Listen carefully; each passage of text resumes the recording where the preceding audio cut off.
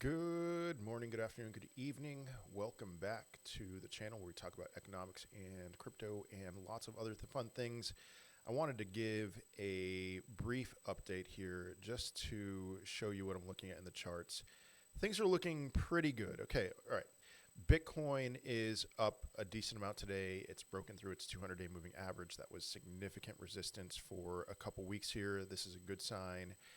We're at a point right now where I think a lot of people are feeling some itch, a FOMO itch, and you know what? I think it's a good idea to be planning through re-entries in your crypto holdings.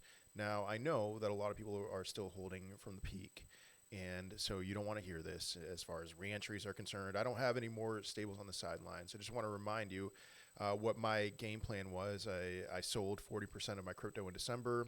I sold a little bit more at the end of January, and I am mostly on the sidelines. I bought a little last week. I'm planning on buying a little bit more this week, and probably my mindset at least is that I think I'm going to be pretty much back in next week. Okay, so I'm seeing the pump today, and this is not a pump that I want to buy. I think that there's going to be opportunities moving forward, and I think the best time to have been all in will have been by, this week or next week, something like that.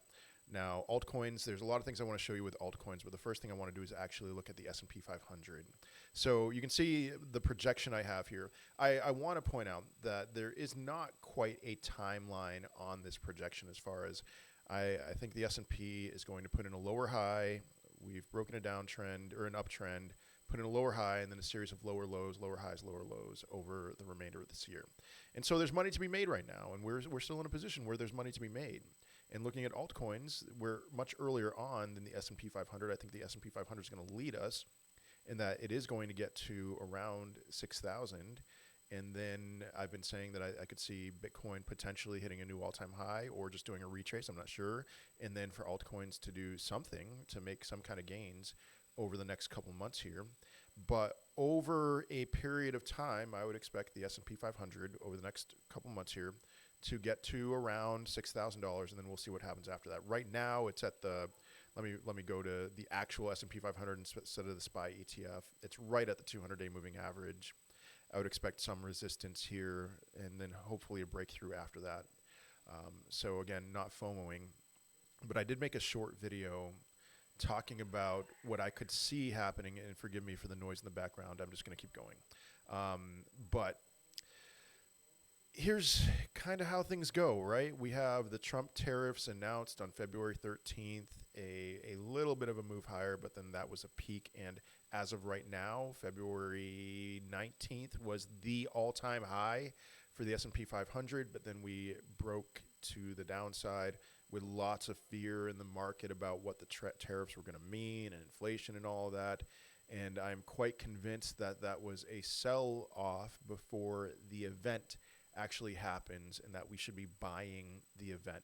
And so what is the event? Well, as of right now, the tariffs are to come into effect on April 2nd. And so I have that date circled. That's a Wednesday of next week, April 2nd, as a day that I think I'm going to want to be all in with my altcoin positions, with whatever crypto, even stocks that I'm interested in buying.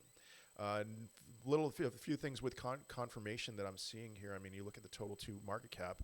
What have I been waiting for? I've been waiting for a break of the downtrend. I do not try to time the exact bottom. I mean, if you bought in, on March 11th of 2025, then great. You bought the bottom, but that's not my strategy. My strategy is to try to buy close to the bottom.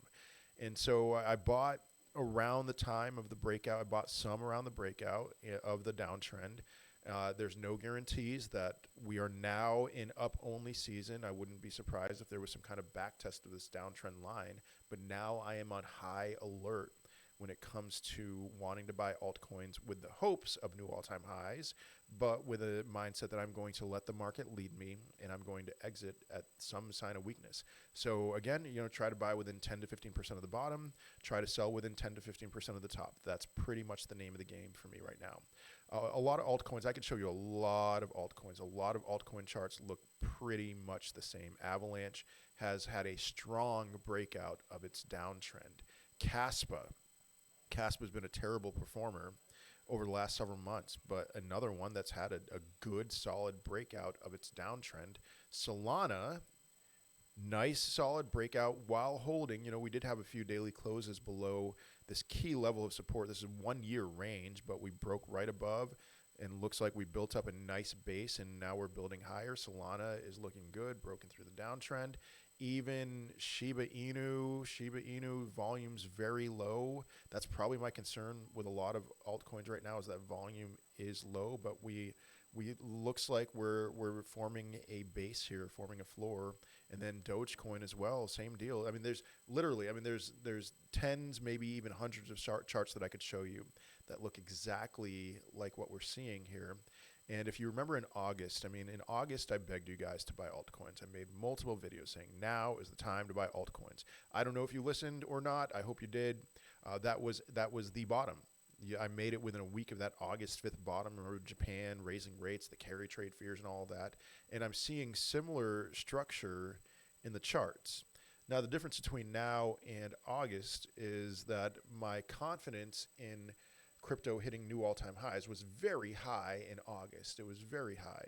Right now, my confidence isn't as high, but my confidence for short-term gains is pretty high.